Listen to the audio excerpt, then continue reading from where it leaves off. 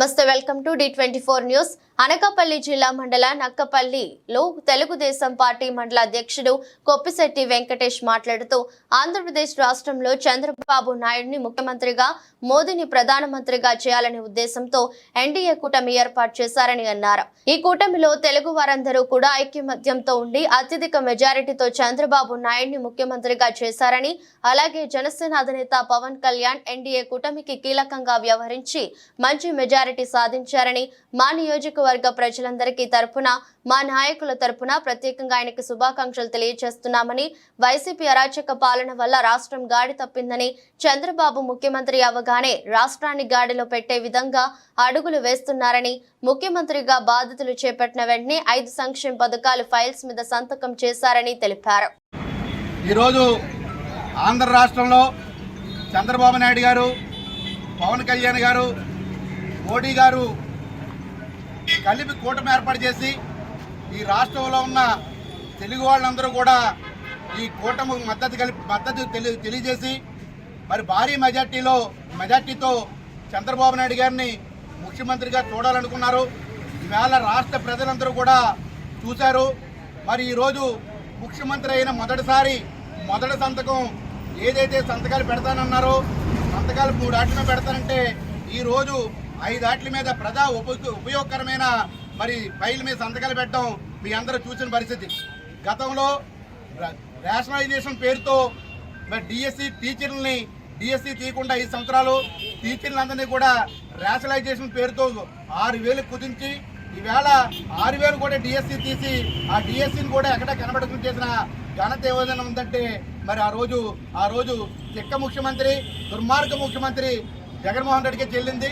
ఈవేళ దాన్ని కాదని అవన్నీ రద్దు చేసి నిరుద్యోగులకు ఇచ్చిన మాటని తప్పగా పాటిస్తాను, వాళ్ళందరికీ కూడా మొదటి సంతకం డిఎస్సి మీద పెడతానని చెప్పి ఆ రోజు చంద్రబాబు నాయుడు గారు చెప్పడం, పవన్ కళ్యాణ్ గారు చెప్పడం, అంతమంది కూడా మరి ఆ రోజు డిఎస్సి సంతకం చేస్తామని చెప్పడం, నిన్న జగన్మోహన్ రెడ్డి గారు చేసిన జీవోని రద్దు చేసి మరి డిఎస్సి మీద 16,750 టీచర్లని మరి రిక్రూట్మెంట్ కోసం డిఎస్సి మీద మొదటి సంతకం చేపట్టడం జరిగింది. నిరుద్యోగ యువత అందరూ కూడా ఈరోజు రాష్ట్రంలో చాలా సంతోషిస్తున్నారు. మళ్ళీ ఇలాంటి ముఖ్యమంత్రి ఎప్పుడు వస్తారని చూసామంటున్నారు, కష్టపడి ఓటేసామంటారు. వాళ్ళందరికీ కూడా రుణం తీసుకునే కార్యక్రమం మరి చంద్రబాబు నాయుడు గారు, మరి పవన్ కళ్యాణ్ గారు చేసిన సందర్భం మీ అందరికీ తెలుసు. మరి అలాగే రైతులందరూ కూడా చాలా ఇబ్బంది పడే పరిస్థితి. ల్యాండ్ టైటిలింగ్ యాక్ట్ అని చెప్పి మరి రైతు భూమి మీద జగన్మోహన్ రెడ్డి పొట్టేసుకుని రైతుకు హక్కు లేకుండా చేసిన సందర్భం మీ అందరికీ తెలుసు. రీసర్వే పేరుతో అనేక రకాల అక్రమాలకు, అవినీతికి పాల్పడి ఇవాళ రైతుకు కూడా భరోసా కల్పించకుండా నా భూమి ఏమైపోతుందన్న ఆలోచనతో రైతు ఇబ్బంది పడే పరిస్థితుల్లో ఈవేళ ల్యాండ్ టైటిల్ యాక్ట్ అని రద్దు చేసే కార్యక్రమానికి 2వ సంతకంగా పెట్టడం జరిగింది.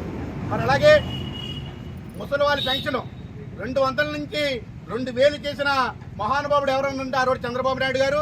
2,000 నుంచి 3,000 చేస్తానని చెప్పి మరి అనేక సందర్భాల్లో మాటిచ్చిన జగన్మోహన్ రెడ్డి గారు 5 ఏళ్ళలో 3,000 చేయడం జరిగింది. కానీ 3వ సంతకం అధికారంలోకి వచ్చిన వెంటనే కూడా వికలాంగులకి, ఒంటరి మహిళలకి, ముసలి వాళ్ళకి అందరికీ కూడా మరి ఈవేళ 4,000 పెన్షన్ చేయడం మీ అందరికీ తెలుసు. మరి అలాగే ఒక్కసారి 4,000 చేసిన ఘనత ఏదైందంటే అప్పుడు 2,000, ఇప్పుడు 4,000 చేసిన సందర్భం కూడా మరి ఈరోజు కూడా నారా చంద్రబాబు నాయుడు గారికి దక్కిందని చెప్తున్నాను. మరి చాలా మంది పేదవాళ్ళు అన్నం లేక మరి ఎక్కడో అన్నమో రామచంద్ర అని చెప్పేసి డబ్బులు లేక ఇబ్బంది పడి ఆకలితో పస్తులుండే సందర్భంలో ఆ రోజు రాష్ట్ర వ్యాప్తంగా అన్నా క్యాంటీన్లు ఓపెన్ చేస్తే అవన్నిటినీ కూడా మరి తీసేసిన ఘనత ఏమైనా ఉందంటే అది జగన్మోహన్ రెడ్డి గారు. మళ్ళీ అన్నా క్యాంటీన్ పునరుద్ధరించి మరి పేదవాళ్ళందరికీ కూడా పట్టిడి అన్నం పెట్టాలనే ఆలోచనతో నారా చంద్రబాబు నాయుడు గారు ఈవేళ 4వ సంతకం అన్నా క్యాంటీన్ ఓపెన్ చేయడానికి పెట్టడం జరిగింది.